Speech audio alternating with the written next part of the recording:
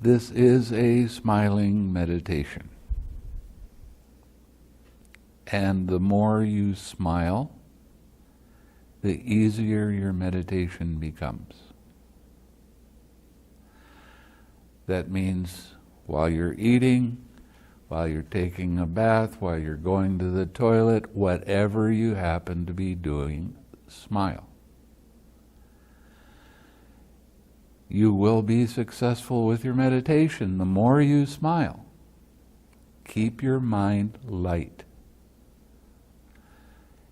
It's okay to have fun. It's okay to laugh with yourself because your mind is crazy. Everybody's mind is crazy, so it's okay. So, a lot of times people will come to me and they'll say, I just don't feel the loving kindness. And what is my answer to that? You're not smiling enough. If you take the smiling to heart, you will be successful. You will feel the loving kindness, and it's easy. It's not a difficult practice. Okay? So, I have run across a brain. Now, as you may or may not know, the 6 R's are a very important part of the practice, and the most important part of the practice is to relax. Now, around the brain there is a membrane that's called the meninges. It's on all the way around the brain, and it actually goes all the way down the spine. When you have a thought, when there's a sensation, when there's a feeling that arises, the brain expands against the meninges and there is tightness there. You have to recognize that that tightness is there and relax. This is exceptionally important. What is craving? Craving is the I like it, I don't like it mind. Craving is always recognized as tension and tightness in your head, around your brain and your mind. As soon as you relax, you feel more open in your head, in your brain. And you'll notice you don't have any thoughts. Your mind is clear. Your mind is very alert. Your mind is very pure. Why? Because you let go of craving. Bring that clear, bright mind back to your object of meditation and smile while you're doing that. Okay? So, when you practice loving kindness meditation, you first start by sending loving and kind thoughts to yourself. You remember a time when you were happy.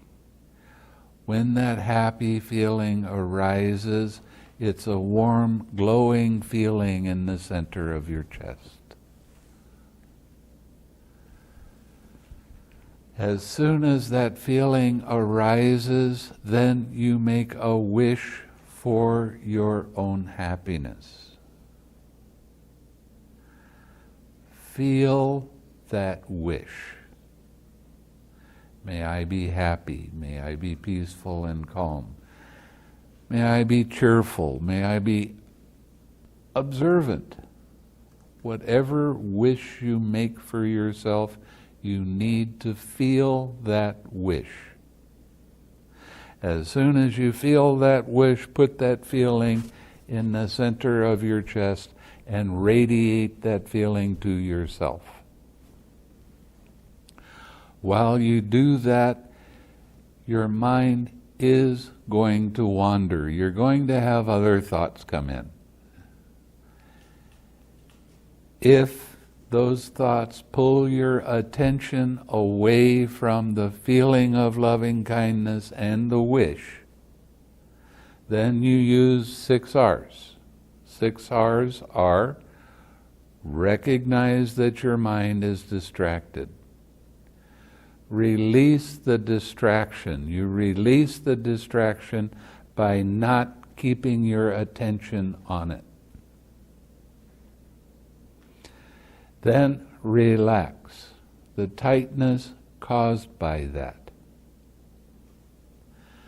Re-smile. Return to your object of meditation with that smile. And repeat staying with that as long as you can. Now, thoughts are not your enemy. A lot of people will tell you that, oh, you're supposed to have a clear mind. Oh, you don't need to have thoughts. Don't pay attention to thoughts. If they distract your mind's attention away from the feeling of loving kindness and making a wish for your own happiness, you need to use the 6 R's. Did you pass out the thing on the 6 R's? No. Okay. Now, a lot of people have this idea that they're supposed to memorize the 6 R's and then say them every time they have a distraction. No. Do what it says. Don't say it out in your mind. Just do it. Release it. Don't keep your attention on it. Relax. Let go of that tension. Re-smile. Return to your object of meditation. Repeat staying with your object of meditation as long as you can. We'll get one. We'll have it available.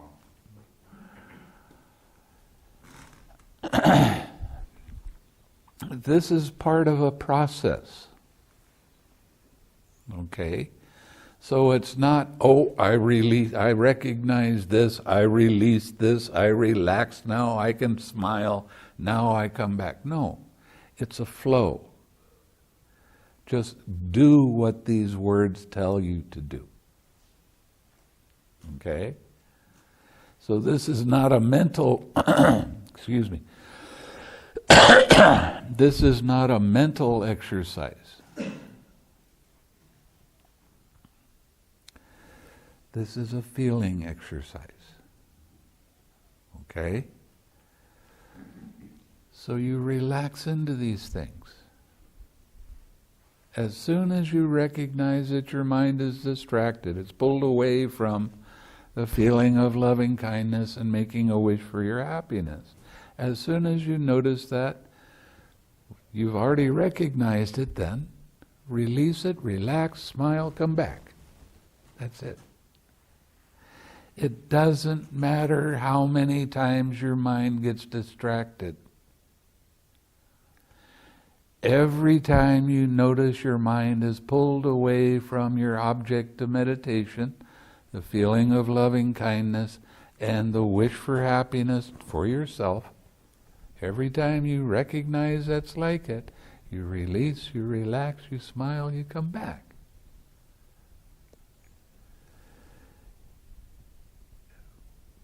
When you do that, every time you let go of a distraction, you are improving your own mindfulness.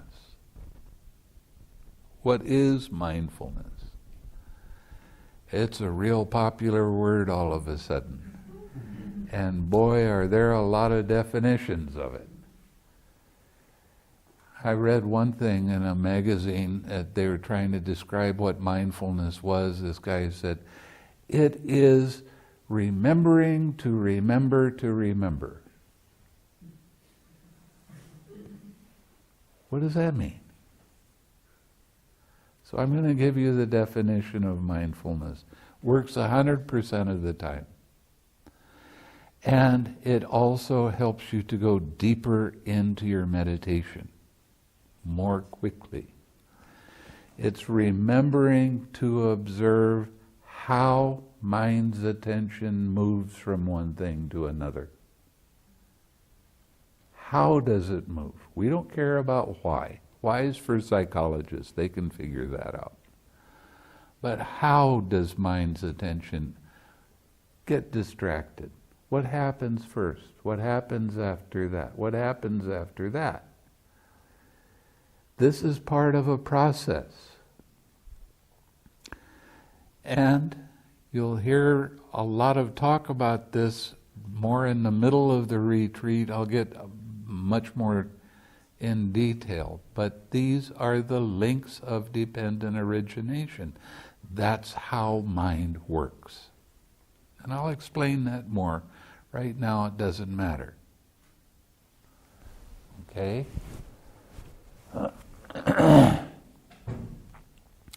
So it doesn't matter how many times your mind gets distracted. What matters is, how did it happen? What happened first? My mind was on the object of meditation. I'm thinking about this thing over here. How did that happen? What happened first? Well, a feeling arose. Was that feeling emotional? No. That feeling is either a pleasant feeling or a painful feeling, or neither painful nor pleasant. That's all it is, feeling. What happens right after that? That tension and tightness around your brain. I don't like that if it's painful. I like it if it's pleasant. That is what craving is. It's the I like it, I don't like it mind. Right after that, then you have all of these thoughts and opinions and ideas and stories about why you like or dislike that thing, whatever it is that rose up. And then you have your habitual tendency. And this is where your emotional body takes over. And you become all confused. Okay? And then there is the birth of action. And that leads directly to sorrow, lamentation, pain, grief, and despair. That's how it works. That's how your mind gets distracted. You'll be able to see that. Not right at first. You're going to have to go through the first day blues, which is kind of a funny expression because I use that in Sri Lanka and they don't know what the blues are.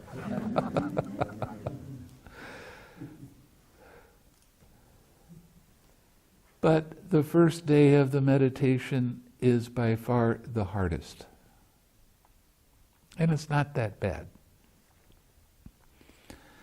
But your mind is still out there doing this and that. But every time you recognize, you release it, you relax, smile, come back, repeat staying with it. It will get easier as time goes by. Promise. Now, it's real important for you not to add anything to the meditation. You've done other meditations and you have this idea, well, it worked with this, I'm going to try it now. You're going to stop your progress. You're going to slow down your progress. And to be quite honest, I'm used to people having fast progress. And I had a man that had never done any meditation before. He came and he followed the directions very nicely. He came in for the interview. How long was your sitting? 4 hours. Your first day of meditation? Yeah. Okay. Came in the next day. How long did you sit? 11 and a half hours. Oh my.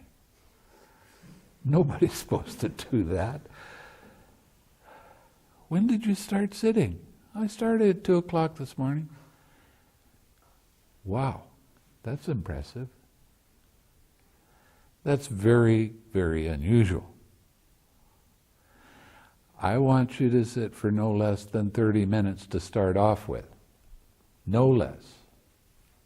No excuses. You need to sit at least 30 minutes, and when your sitting is good, sit longer. As long as you're comfortable. Now, just so everybody knows, if I see anybody sitting with their arms folded like this, it makes me stop giving a Dhamma talk, because it's against the rules for me to give a Dhamma talk when you're closing your heart up like this. And you don't cross your legs while I'm giving a Dhamma talk.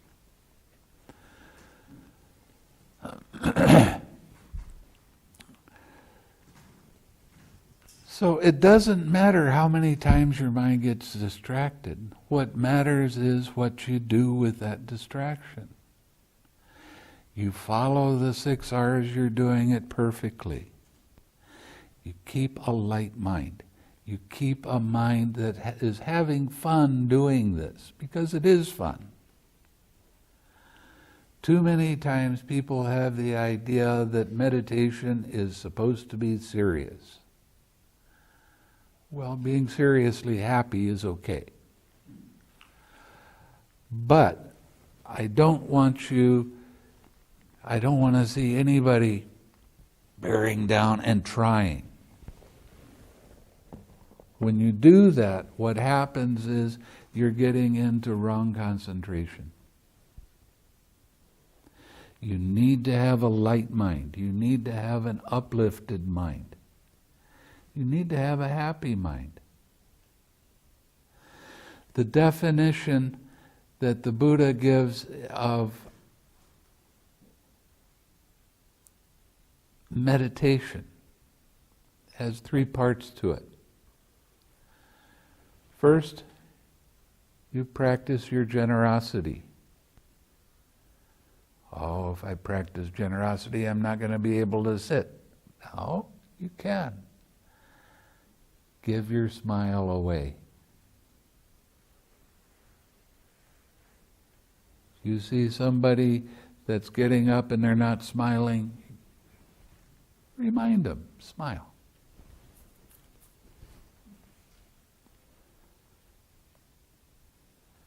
That's how you practice your generosity. Giving away. Give away your kind thoughts. Give away that feeling of loving kindness, even when you give it to yourself. That's a kind of generosity. The second part of meditation is taking the precepts and keeping the precepts. This is very important. If you're not supposed to be talking anyway, but if you say something to someone and it's not true and you know it's not true, you've broken a precept. And that will affect your meditation very negatively. You will have all kinds of restlessness arise in your mind when you break a precept. So, I'm going to have Doug give the precepts in the morning. If you break a precept, I want you to come to me no matter what I'm doing and tell me, and we'll take the precepts again. That's how important it is keeping the precepts. What are the precepts? Don't kill or harm living beings on purpose. Don't take anything that's not given. You're not going to have any sexual activity on this retreat. You don't curse. You don't tell things that aren't true. You don't try to divide people up. And you certainly don't gossip. And you don't take any drugs or alcohol. Now medicine is a different kind of thing. The drugs or alcohol that you don't take are the ones for recreation. If you're taking a medicine that a doctor prescribed, continue on with that. You don't take any food after the noonday meal. Now, you can sit through lunch when everybody else is eating. And your noonday meal can be 2 o'clock in the afternoon. And that's okay. I don't want you to break your sitting just for food. If your sitting is really good, continue. Okay?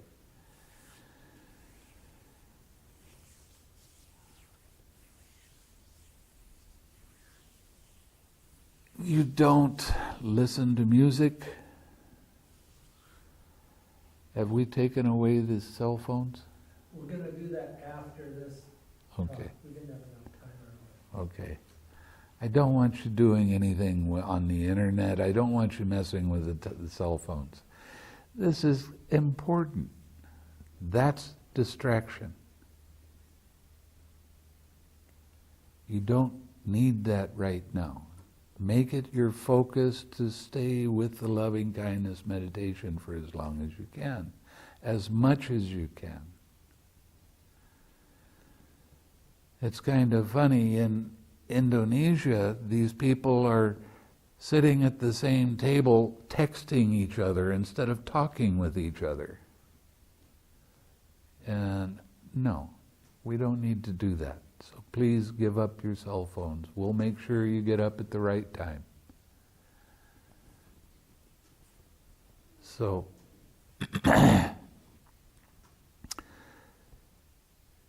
no beautifying your body with scents and unguents. No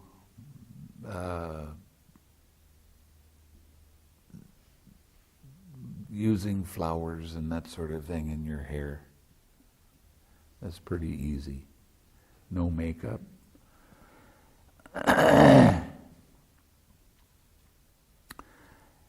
And try to keep sending loving and kind thoughts all the time. All the time.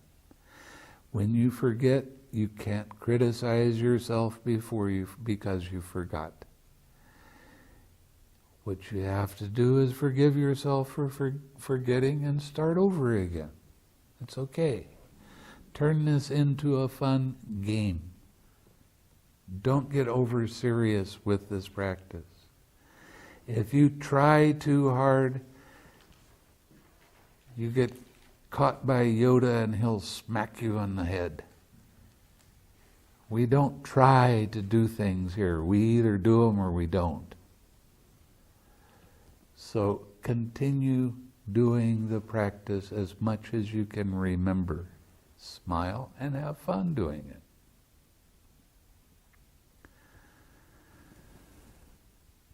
The last part of meditation is the actual sitting and walking. Now, after about 10 minutes of sending loving and kind thoughts to yourself, then you pick a spiritual friend. Now, there's a lot of people that have already done this practice and they don't need to start at the very beginning. These are for the people that haven't done this practice before. I'll give some instructions in just a minute for the people that have done it and are successful. So you pick a spiritual friend. A spiritual friend is someone of the same sex and you respect and really like them. They are alive, not a member of your family. A spiritual friend is someone that you sincerely do wish well. You wish them happiness. You wish them every good feeling that you can think of, and radiate that good feeling to your friend. So, after 10 minutes, you're wishing loving and kind thoughts to your spiritual friend, or to yourself. Then you change over to your spiritual friend and wish them happiness. The more sincere you are with that feeling and the wish, the better your meditation will become. Smile while you're doing it. Smile to your friend. The smile is in your mind. The smile is with your eyes, even when your eyes are closed. The smile, a little Buddha smile on the lips. Smile in your heart. That's what smiling is. Please continue smiling all the time.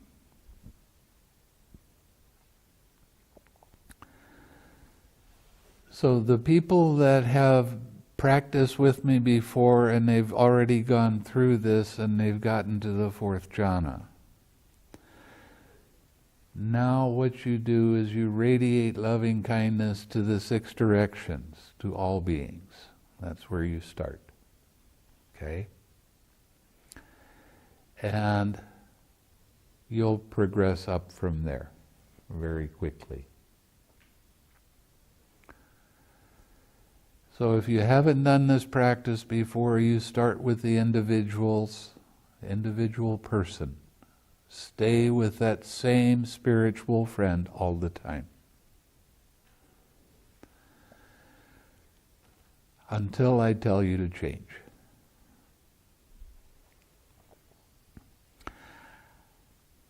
There are certain words that I don't want to hear when I get into the interviews with you. One of them is yes, but. Get your butt out of the way. Don't want to hear but. That's just wanting to argue. Another word that I don't want to hear is bored. I'm bored. Well, that means your mindfulness is not very good. And who's bored anyway? It means you're not taking enough interest in your object of meditation.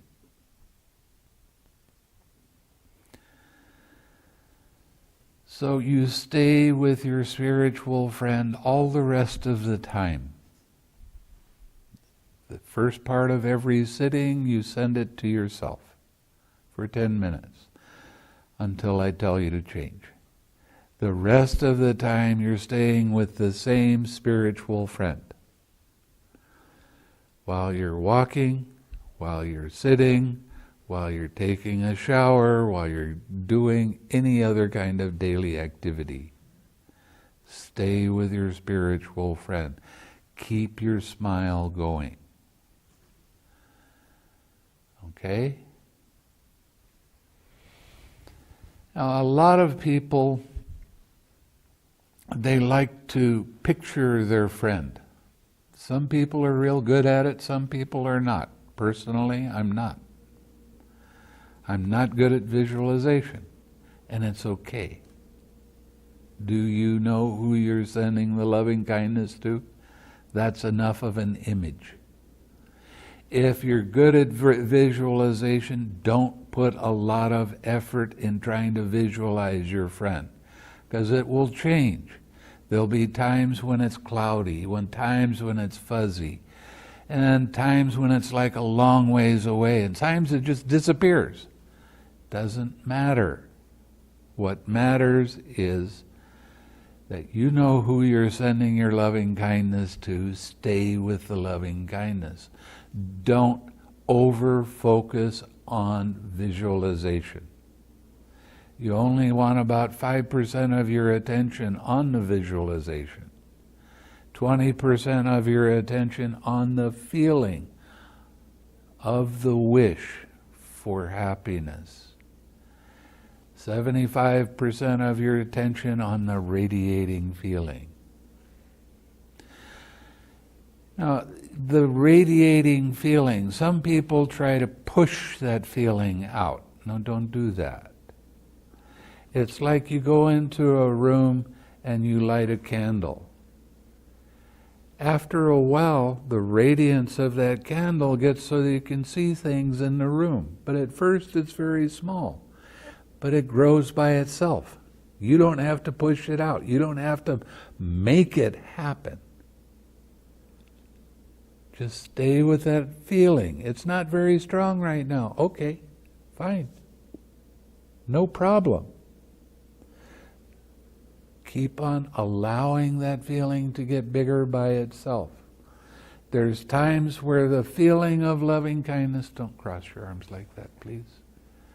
There's times that the feeling of loving kindness, you feel it coming into your heart, and it's great. And other times you feel it going out from your heart, and that's great. Doesn't matter.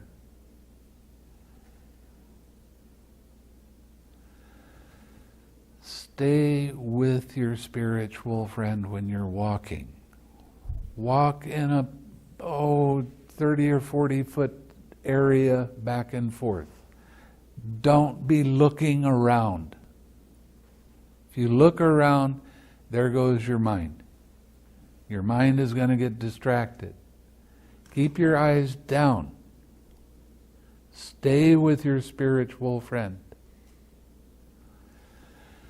Your mind is going to get distracted when you're walking because you're not used to walking doing this. Okay, fine. As soon as you notice that you're starting to think about other things, then 6R and come back and start over again.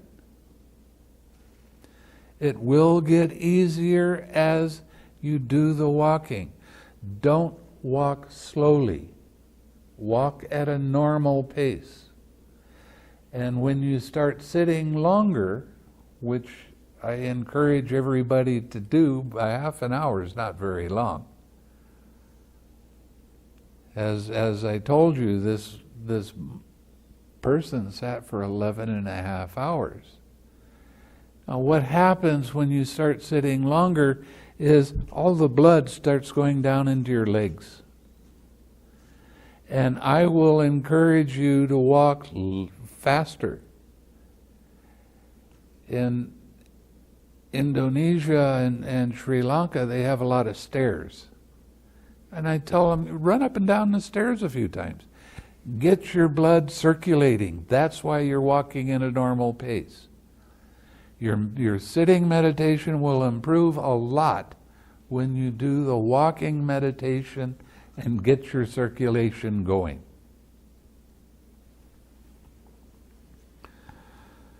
And I don't expect anybody to sit 11 and a half hours. 8 is okay. Or 1 or 1.5, whichever comes first.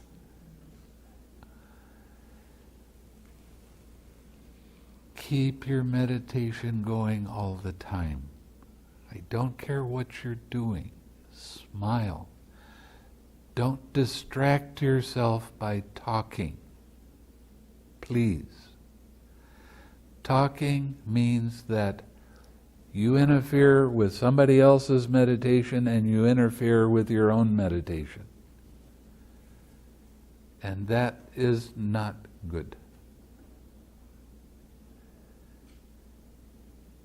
So,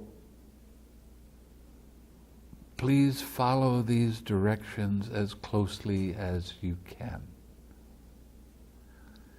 Keep the precepts. Don't break any precepts, because that will affect you negatively. Now, you're going to find out that you have these hindrances arise. What are the hindrances? Lust, the I want it mind. Hatred, the I don't want it mind.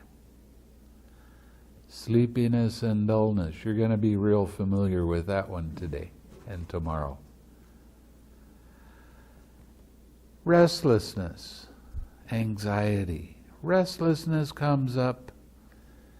It's a painful feeling, and it's all that distracting thoughts, nonsense stuff. And doubt whether you're doing it correctly or not. Now, the way you find out whether you're doing this correctly, are you smiling? Are you using the 6 R's? If you're doing that, you're doing it correctly. Now, the reason that hindrances arise is because in the past you have broken hindrances. And these things can come up, and they cause all kinds of disturbances in your mind. It pulls your attention away from your object of meditation. The hindrances are your teacher. They're showing you that you have an attachment, and you're taking it personally. And attachment means you have craving in your mind. Okay? So what do? You use the 6 R's. Now, when a hindrance arises and I don't like it, I try to control that feeling with my thoughts. And it doesn't work. And the hindrance gets stronger and pushes back. And you get in a wrestling match with the hindrance. You're causing yourself suffering. When you use the 6 R's, you're seeing that this is part of an impersonal process. It's not me, it's not mine. I didn't ask this stuff to come up. It comes up by itself, right? Well, what you do with what arises in the present moment dictates what happens in the future.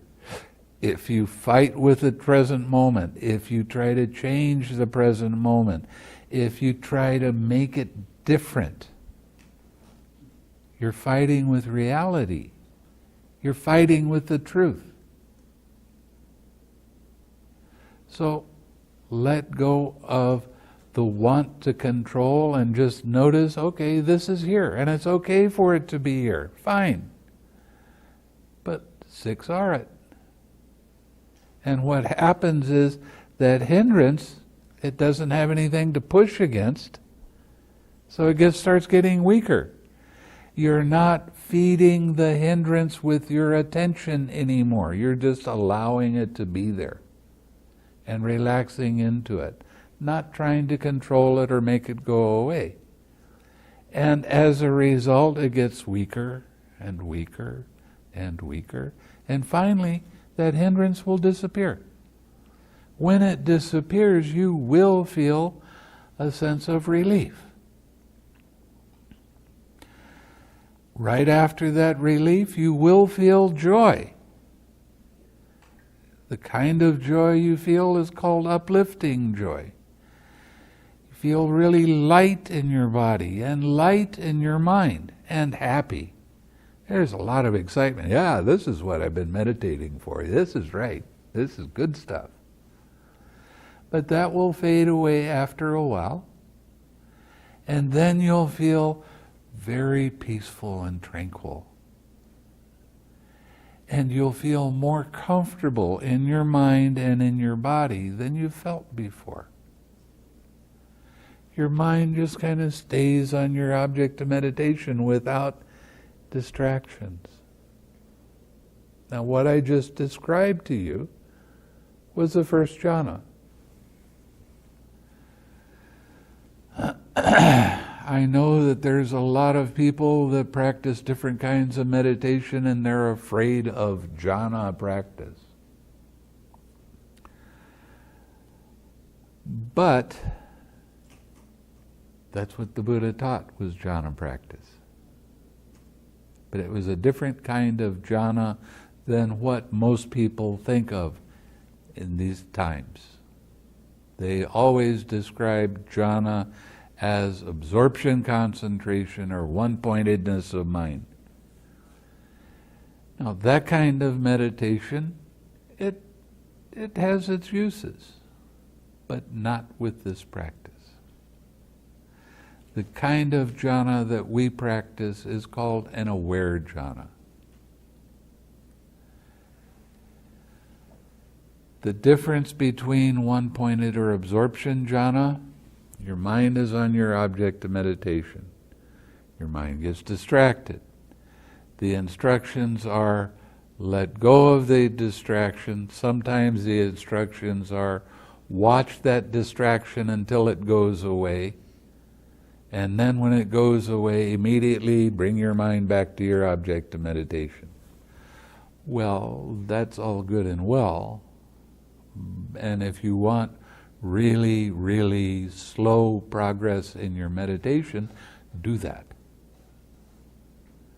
I don't like to teach slow meditation progress. I like to teach fast meditation progress. I was invited to get on the #1 television station in Sri Lanka with a guy that was kind of like a Johnny Carson type. And he started asking me about what I was teaching, and he had an idea of, oh, you got to practice for a long time before you have any progress in your meditation. And I was telling him, no, you don't. And he said, well, okay, you're telling me about a jhana. What is a jhana? So I explained that to him. He says, well, that sounds great. How long does it take to get in a jhana? I said, if you do a retreat with me, 1-2 days. If you haven't done it by the 3rd day, I'm questioning you why. That's the kind of progress I expect from all of you. Follow the directions precisely. Don't add anything. Don't subtract anything. Use the 6 R's often. And smile. Have fun with the meditation. I know meditation teachers aren't supposed to talk about having fun. And almost all meditation practicers, they get these deep lines when they're doing their meditation because they're trying so hard. One of the biggest problems I have is if you've practiced meditation before, my problem is getting you to stop trying so hard. It has to be balanced energy. It has to be natural. It can't be forced. You can't push to make something happen. It doesn't work. That's why trying doesn't work. Okay? If you try to push away a hindrance, what are you going to do? Make that hindrance bigger and more intense. It's going to be a lot more painful, and you're causing that pain to yourself. So let go of that idea. Let go of you're in control. Who are you?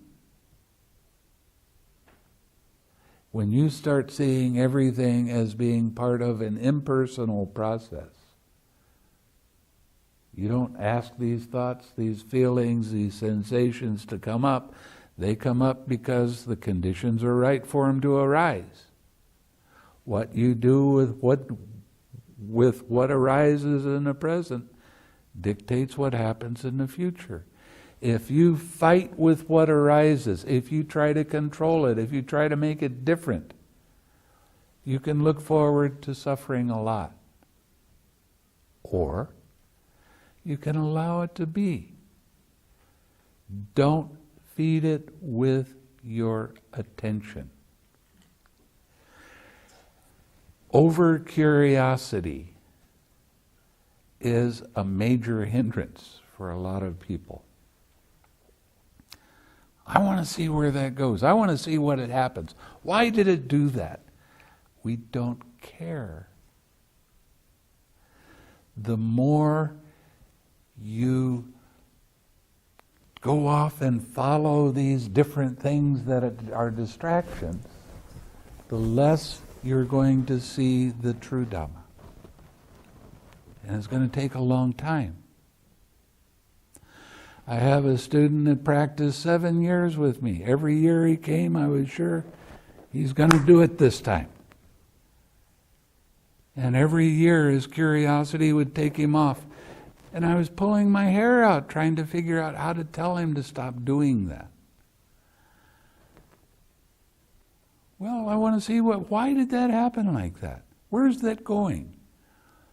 Well, I have a memory of a past life. What happened in that life? It doesn't matter. 6R. Don't get caught up in your curiosity. Another problem is that when you start getting deep in your practice, I've had a student 3 years that every time she would get peaceful and calm and her mind just would be, just great stuff. No movement of mind's attention. And after an hour she said, well, nothing's happening, so she gets up and starts running around. No. You will be able to experience jhana in this practice. You will go very deep very quickly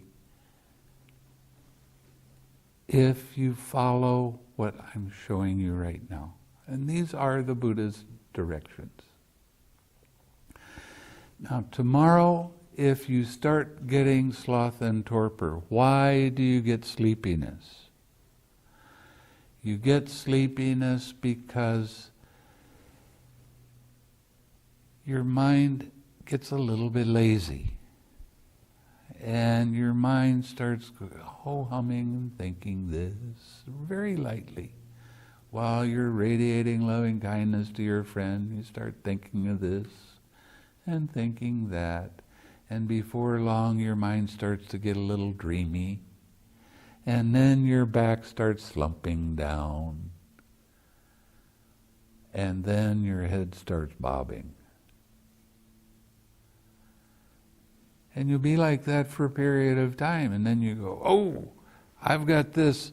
You forget the 6R. You just sit up real straight again and go, I'm not going to let that happen again. You're not taking enough interest in your spiritual friend. Now, there are some things that are recommended in the suttas when you have sloth and torpor. One of the things the Buddha recommended was go wash your face. And that works for a good, 30 seconds or a minute. Another thing he said was you reach up and you very hard pinch your earlobe as hard as you can, and that'll wake you up. We don't have enough pliers. One of the things that will help you very much is getting up and walking. But you have to sit half an hour. You don't break your sitting before a half an hour. And when you're walking, you walk, and then you get to the stopping place. Don't turn around. Stay with your spiritual friend and walk backwards. You get to the stopping place, then you walk forwards. So it's a real good thing to walk at a normal pace, or even walk fast to get your blood going. That's fine. Walking real slow and putting your attention on your feet is not good. stay with your spiritual friend. That's your object of meditation. Stay with them. Don't get caught in trying to, quote, concentrate. Your mind will settle down by itself. This is a natural process. It's not going to improve if you push it. It's actually going to make it slow down. So please follow these directions as closely as you can. Don't add anything. Don't subtract anything. Don't explore and analyze. That's a waste of time. Well, check this out. See what happens if you do that. Check out the 6 R's and stay with the 6 R's. Stay with your object of meditation. Don't let your mind just take off and, oh, I want to see this or I want to see that. I just talked to a girl that she made up her mind that she's not going to talk at all. And she came to me with a board and a Sharpie, and she starts writing, and I said, "What is this?" "I don't want to talk." "Okay, bye. If you're not going to talk to me, I don't want to be around you." "Oh, the Buddha recommended you have noble silence." And how would we know what the Buddha taught if he was silent all the time?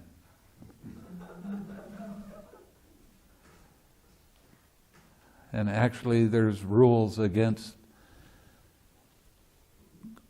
being silent all the time. There's rules in the Vinaya against monks just writing things out for years on end. So that's not part of the Buddha's practice. But being silent and talking to me at your interviews is a necessary thing.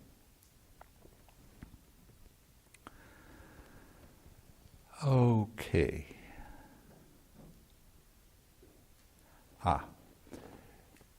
Before you go to sleep at night, while you're in bed, there's 2 things I want you to do. 1, I want you to make a determination in your mind what time you're going to wake up.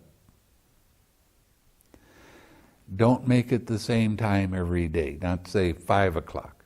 Do it 4:59, 5:01, and bounce around like that.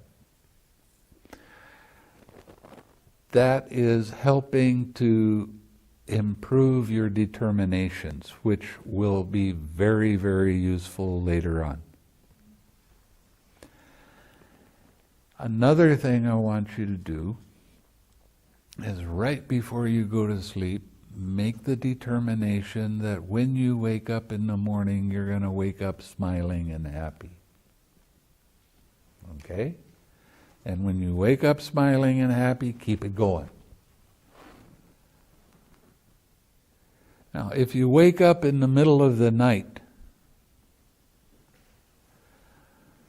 try sitting. Stay in bed, stay comfortable, but sit in bed and meditate. Maybe for a half an hour, and then you feel like laying down and going back to sleep. Fine, do that. Sometimes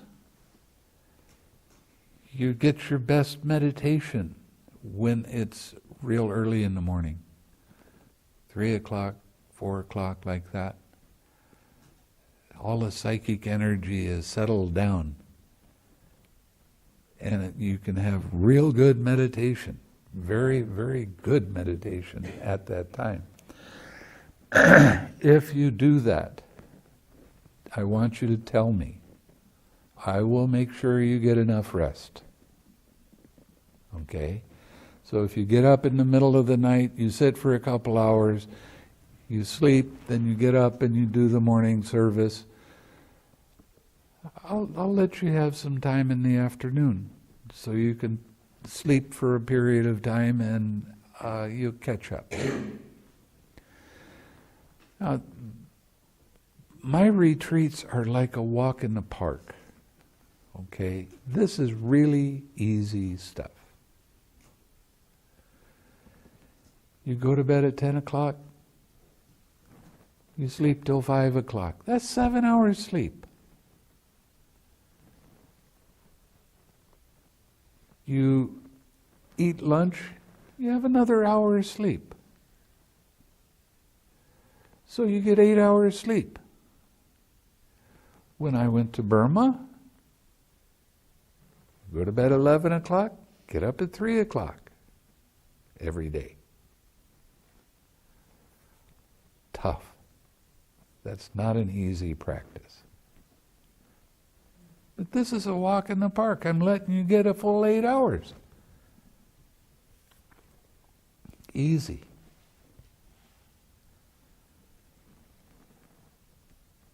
Let it be natural. Let it be, you're going to progress as long as you're following the directions that I'm showing you.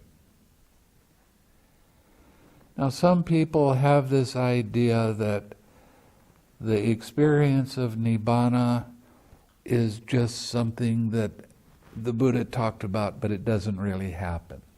I'm here to tell you that it does. Can it happen on this retreat? Absolutely, it can.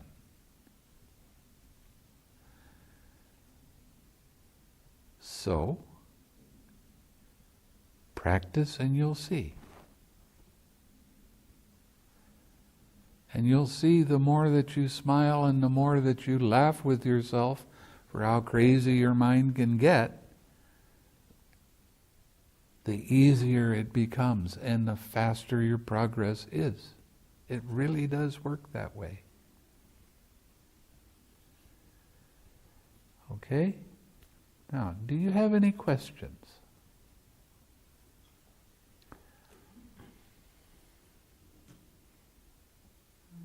If you've gone beyond the fourth jhana, you still want us to start with radiating loving kindness? Yes, but to all beings in the 6 directions. You'll progress really fast and go up to neither perception or non-perception. Yeah. I'm thinking about fasting for the next couple days. No. Not a good idea. You're fasting 16 hours a day as it is. Right? It's not good to fast while you're doing the meditation. One, you get grumpy because you're hungry.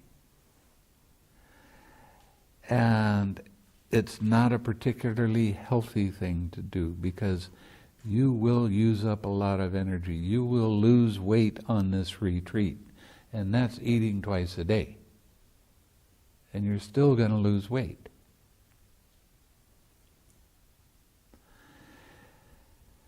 Fasting has its place, but not in a retreat. Okay?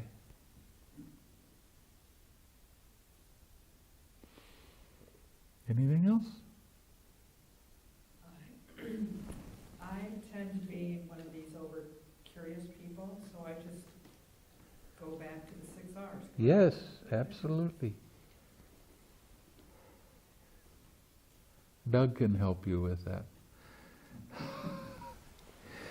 He was a very curious type.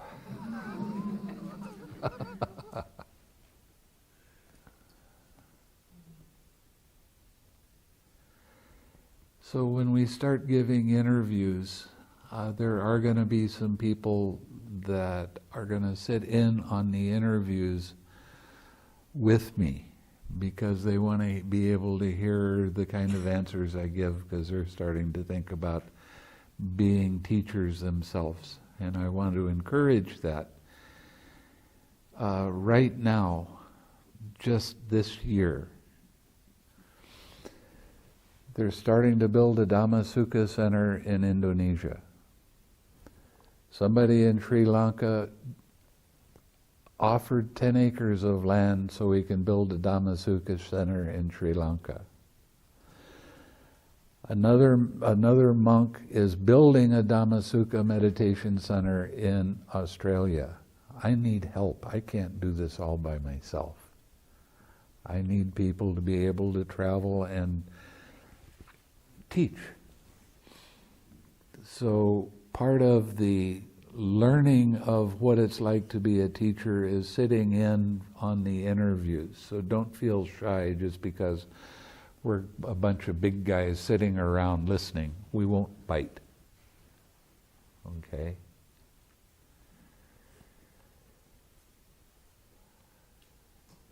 Yeah. Can you talk a little more about relaxing? Make a fist. Squeeze it tight. Let it go. How did you do that? That's what relaxing is. It's seeing that there's tightness in the muscles and letting the tightness go. Now, when I was talking about one-pointed concentration, when you let go of the distraction and you come back immediately, you are bringing that tension and tightness back to your object of meditation. And that leads you to a different kind of practice than what the Buddha was showing us. Okay? So when you're practicing what I'm showing you, the 6 R's, you recognize, you release, you relax, smile, come back to your object of meditation. So you're bringing back a pure mind, a mind that doesn't have craving in it.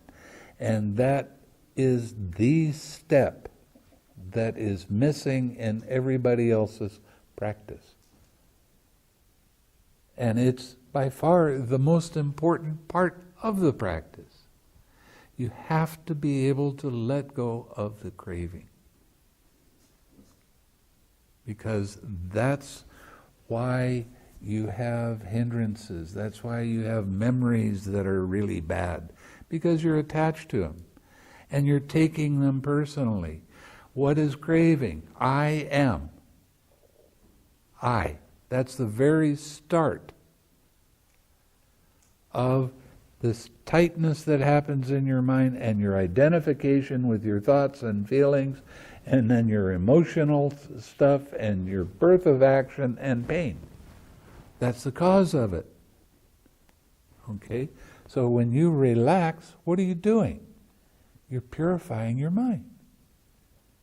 You don't have that tightness in your mind anymore. And you're not bringing that tightness back to your object of meditation. You're bringing clarity. You're bringing a pure mind with a smile back to your object of meditation. That's why this practice works so fast and works so well.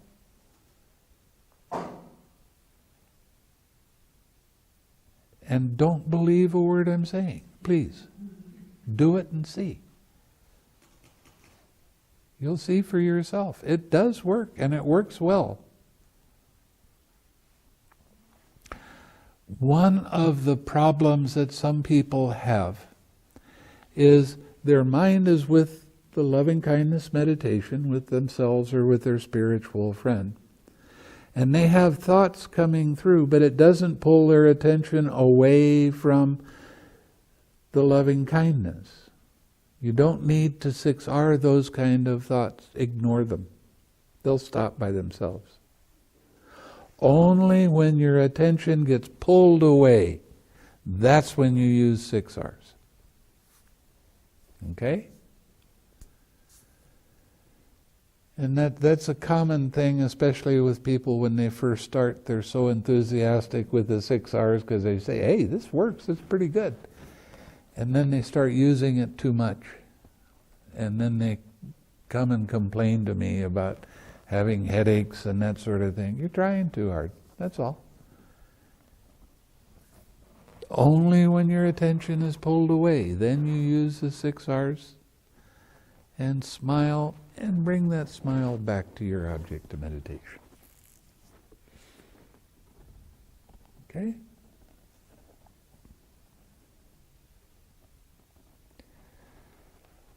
I know I'm a very peculiar teacher.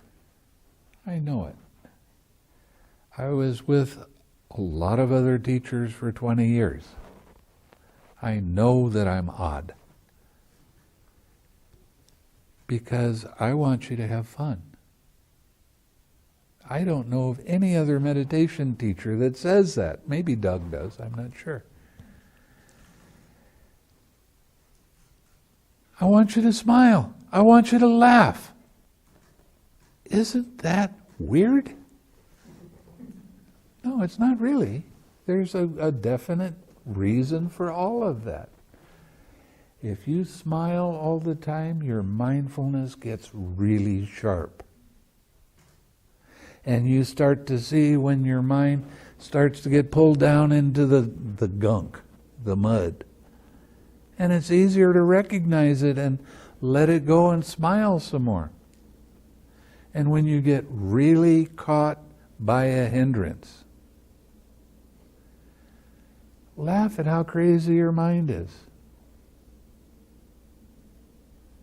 Well, what does that do? It's the fastest way I know of to let go of a hindrance, is to laugh with it. Boy, my mind's really off the deep end this time. It thinks this is real. What happens when you laugh? You go from I am that, which is pretty serious stuff, to, oh, it's only this. Do I want to hang on to that? Nah, let it go. You can't criticize yourself because you make a mistake. Just don't make the same mistake over and over again. Okay? Or if you want to insist on making it over and over again, at least laugh with it. But my mind wants to be sad. God. Okay, you can be sad, but I don't have to be sad. Have fun. Keep your mind light. Smile. Give your smile to everybody else you see. Okay? Anybody else? Any question? I have a question. Huh? You said we keep the noble silence, Yes. but then also you're asking us to give a smile to the other people. So? So that means we keep the noble silence, but then still we have a contact to would you like to giving a smile? Well, you're still going to look around sometimes, aren't you? Well, if we say noble silence, I'm going to keep my eyes down, so I'm not going to look at it. Are you going to keep your eyes down when you're drinking tea? Are you going to keep your eyes down while you're getting the food? Are you going to keep your eyes down while you're eating? Are you? Yeah, you're going to look around some. Nah, come on. Okay. You're going to look around sometimes. I don't want you to be so strict that you're not natural. Okay. I just don't want you to talk and interfere with other people's, and that's what noble silence is about. Thank you. We smile each other, Of course you smile at each other. so can have a contact, eye contact, and smile.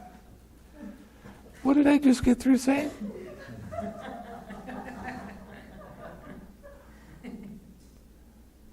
That's just what I said. There's going to be times when you're going to look at other people and you'll see whether they're smiling or not. Now, I want you to mostly do the meditation in this room. I don't want you sitting in your own rooms because it's way too easy to lie down and take a rest. Okay, so come. If you want to sit on the floor, sit on the floor. It's up to you. Sitting in the chair is comfortable, then stay in the chair. Be comfortable. Yeah. Can we sit up, excuse me, can we sit outside and meditate? Not in the sun, not in the direct sun. Right. Okay. But still, I want most of the time, I want people in the room here sitting. Okay? Quick question, Bhante. Like you said, when you wake up in the middle of the night, would you prefer if you come out here and sit? No, you and do it in your room there. Yeah. And the object of concentration is the loving kindness feeling in the body? The object of meditation is the feeling of loving kindness, making a wish and feeling that wish and putting it in that feeling of loving kindness, a radiation, and radiating to your friend. You'll hear this over and over again. You'll hear about the 6 R's over and over again. You'll hear about craving over and over again. And you might even really hear it. I'll say it a lot.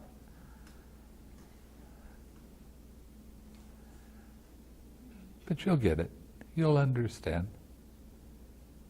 I have a lot of confidence in you. I mean, just to come here is a big thing. It's not any small thing. And it's important. And I want you to realize that it is important. And do this as well as you can. Stay with the directions as much as you can.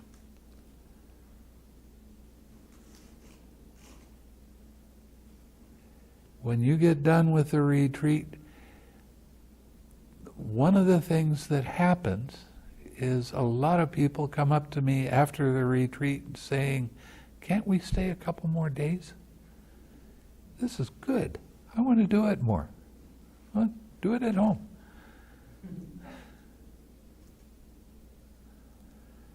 And that's something that is not heard with a lot of other meditation teachers.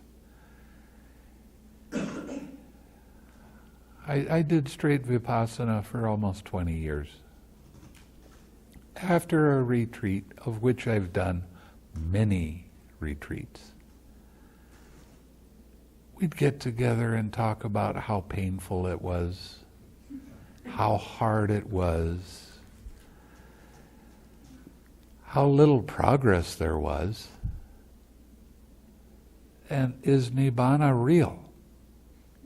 When you get done with this retreat, you're going to talk about how nice it was, how easy it is, and you're going to see for yourself, Nibbana is real.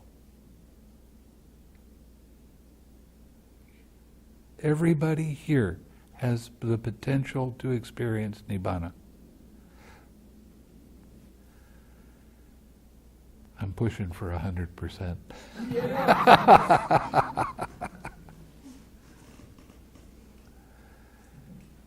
And I'm used to having people on the retreat attain Nibbana. Yeah. Could you define Nibbana? You'll get it later. I can't give it to you all at once. Bhante, have you had 100% yet in Sri Lanka? No. No, it's only about 50%.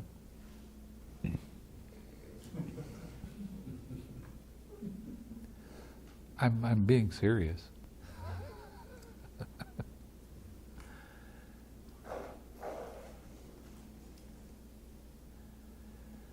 See, the thing that the Buddha talked about was the good qualities of the Dhamma. And one of the good qualities of the Dhamma is it's immediately effective. And it is. You have a distraction. You release the distraction.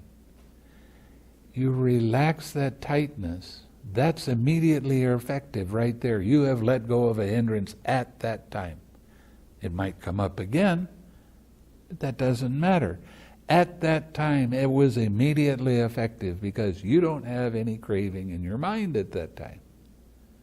And then you bring up your smile, and you bring that smile back to your object of meditation. That's immediately effective. You've purified your mind. Immediately effective with some of the other meditation techniques is 5 to 10 years. And that's being serious. And I'm showing you how to do it in, if you're slow, 3 seconds? This is a different kind of meditation than you've ever seen before. And it works. So, have fun. Start right now with your smiling.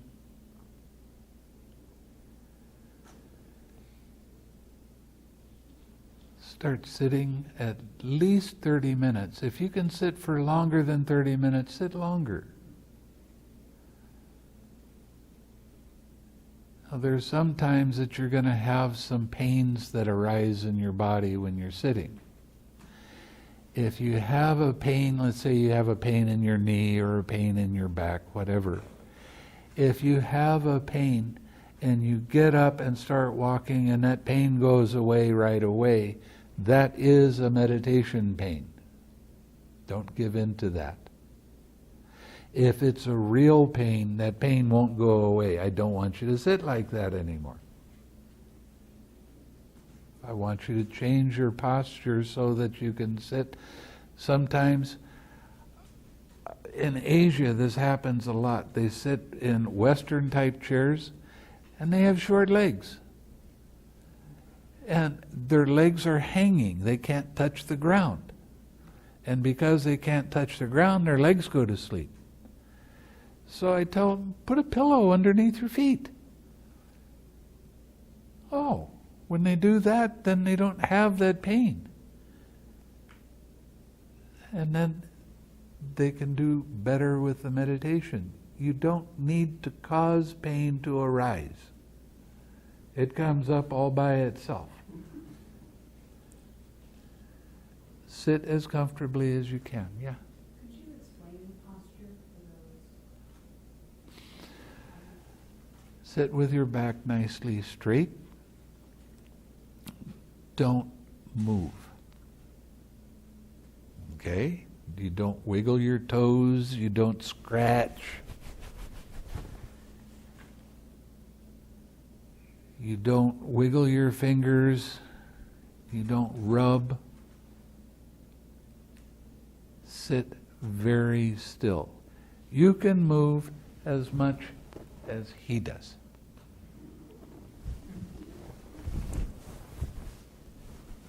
Okay? Or you can move as much as he does.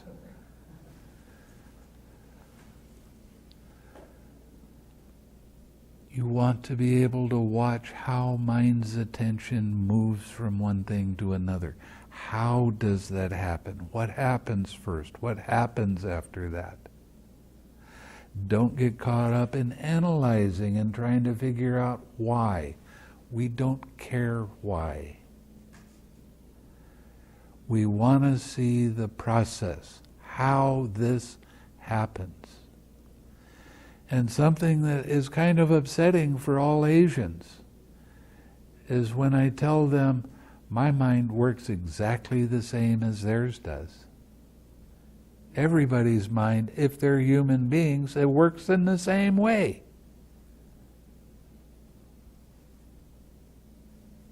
They don't like that idea.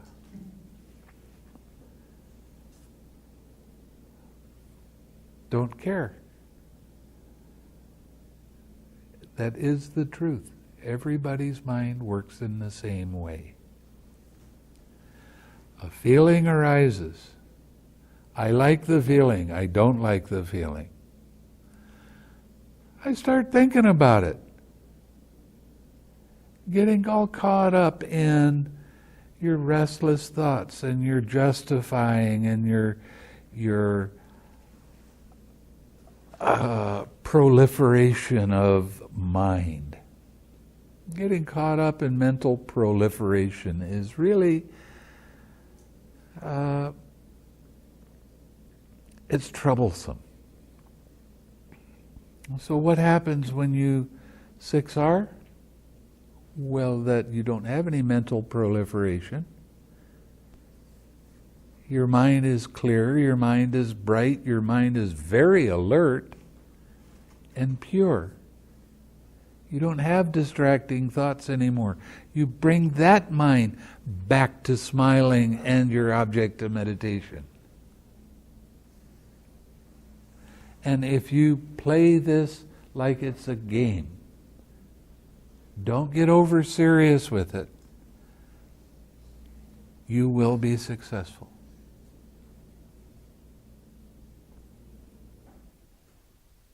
Okay, anything else? I've been talking for a long time. Then I have a question. Yes. Regarding the posture, are you talking about with the back strapped? Yeah. Can we, You can lean as long as you don't lean heavily. so you better sit without leaning on. Quite often, if you take a towel and you put it down in the small of your back, you can sit without leaning in the back.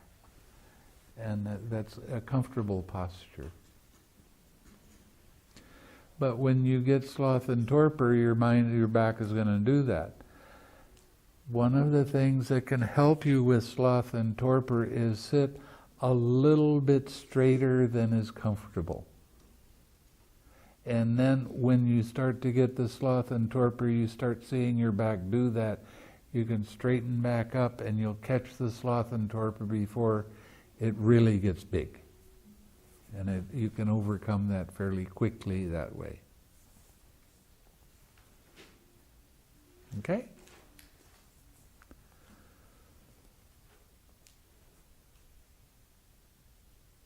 I wish you all success. Thank you. Nothing would make me happier than to see everybody smiling and understanding how their mind works. You'll get a lot of information on this retreat. There's most people that give retreats, they like to give a 1-month retreat. I wouldn't know what to do with you in a month. I give you enough information in a 10 or 14-day retreat. You know what you're doing, and you've progressed enough that all you have to do is continue. So,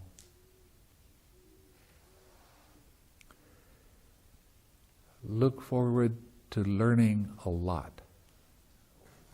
That's one of the things that I really like to do is teach. Okay? So let's share some merit.